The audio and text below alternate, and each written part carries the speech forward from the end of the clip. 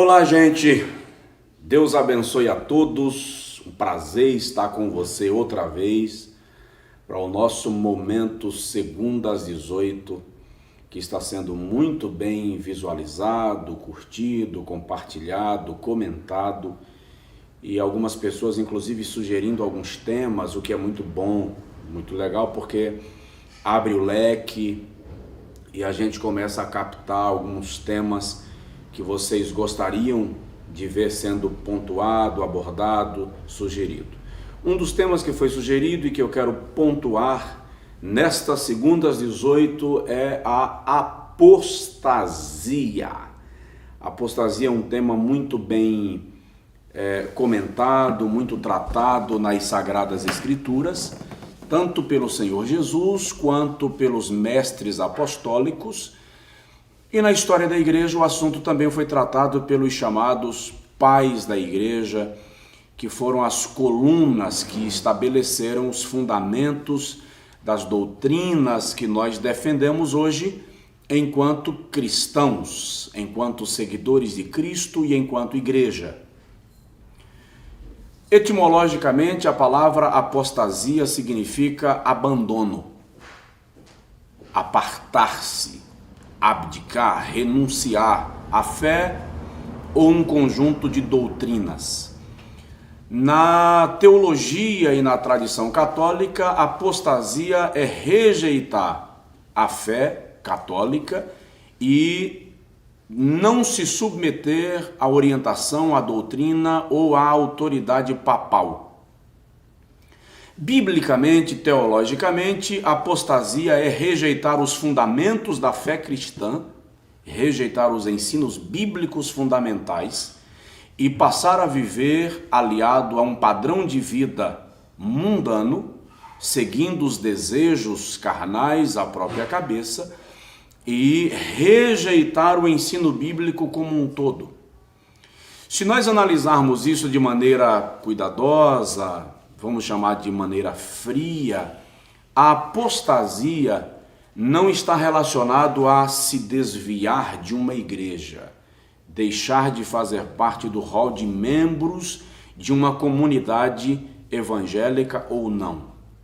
Na verdade, a apostasia pode acontecer e está acontecendo com pessoas que estão dentro da igreja, que permanecem dentro do corpo da igreja e muitas vezes até interessa apostatar da fé e permanecer no seio da igreja para conseguir contaminar o máximo possível de pessoas com as doutrinas heréticas e com esse desvio da fé. O apóstolo Paulo, escrevendo aos Tessalonicenses na segunda carta, capítulo 2, versículo 3, diz que nós não devemos nos enganar com sinalizações dos tempos ou sinais que não sejam precedidos pela apostasia, e ele diz: não se manifestará o homem do pecado antes que venha a apostasia. O mesmo Paulo, quando escreve a Timóteo na segunda carta, capítulo 3, diz que nos últimos dias sobreviriam tempos trabalhosos, tempos penosos, nos quais os homens seriam rebeldes, amantes de si mesmos, egoístas, carnais, presunçosos. E aí vem uma série de citações de Paulo sobre as características desse tempo da apostasia. Também Paulo, o mesmo Paulo, escrevendo sobre essa apostasia, diz na primeira carta a Timóteo, capítulo 4, versículo 1 a 3, que nos últimos tempos alguns apostatarão da fé. E Pedro, falando sobre esse assunto, diz que nos últimos dias viriam homens escarnecedores, zombando da nossa fé. Bom, estou analisando a apostasia agora nesse primeiro momento do ponto de vista mais teológico da questão, mais bíblico da questão.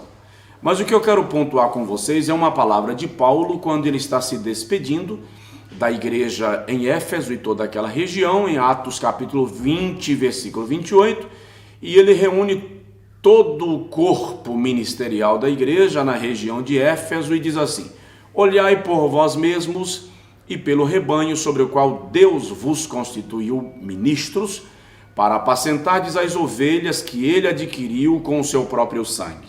Aí Paulo diz assim: porque eu sei que depois da minha partida entrarão no meio de vós lobos cruéis, que não pouparão o rebanho, e dentre vós mesmos se levantarão homens presunçosos, querendo atrair discípulos após si. Agora a porta estreita, porque Paulo está falando de duas vertentes de apostasia. Ele está falando de uma apostasia que vem do mundo para a igreja, ou seja, de lobos que invadem o rebanho, que invadem o aprisco para devorar o rebanho do Senhor. Então Paulo está falando de doutrinas, conceitos, filosofias e pensamentos que são originadas no mundo e vêm para invadir a igreja e prejudicar a lavoura do Senhor. Digamos que estas são as ervas daninhas que brotam em torno da lavoura do mestre.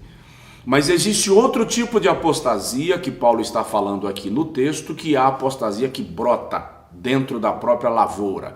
É o espinho que brota dentro da lavoura. Paulo fala de homens presunçosos que já estão dentro da igreja e que não estão discipulando e ensinando a Bíblia para apontar Jesus como meta, para apontar Jesus como alvo, mas estão fazendo discípulos para si, porque eles têm embrenhados em sua mente aquele conceito de que eles são alguns cristos, paralelos de Cristos, aquela ideia do semideus que está tão impregnada no contexto religioso e, lamentavelmente, no contexto evangélico dos nossos dias. Portanto, devo afirmar que, embora a apostasia de fora seja muito perigosa para o rebanho, eu ouso dizer que a apostasia de dentro é pior do que a apostasia de fora, porque a apostasia de dentro faz com que homens que pregam o evangelho, que ensinam o evangelho, que são mestres do evangelho, comecem a desconstruir alguns fundamentos da fé cristã, comecem a desconstruir alguns valores que nos trouxeram até aqui. E já concluindo, nessa desconstrução de valores que nós estamos vivenciando nos nossos dias, as verdades absolutas da palavra de Deus estão sendo postas como verdades paralelas.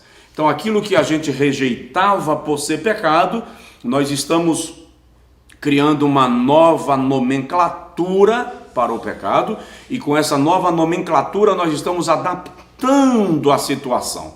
Aí Paulo diz assim: e não vos conformeis com este mundo, ou não vos adequeis, não vos torneis conformes, não vos deixeis formatar por esse mundo. O que Paulo está dizendo e alertando para nós é justamente sobre essa tendência que nós estamos vivendo nesse tempo, de tornar as verdades bíblicas paralelas, de renomear o pecado, e renomeando o pecado a gente se adequa, se adapta e tudo fica light, fica legal, deixa de ser pecado, a nossa consciência assimila com mais conforto, e quando a nossa consciência assimila com mais conforto, a apostasia começa a acontecer dentro da igreja, no seio da igreja. Ou seja, não confrontamos mais o pecado, não confrontamos mais a heresia, não confrontamos mais o diabólico e começamos a fazer o que Israel estava fazendo nos dias de Isaías, chamando o sagrado de profano, o profano de sagrado,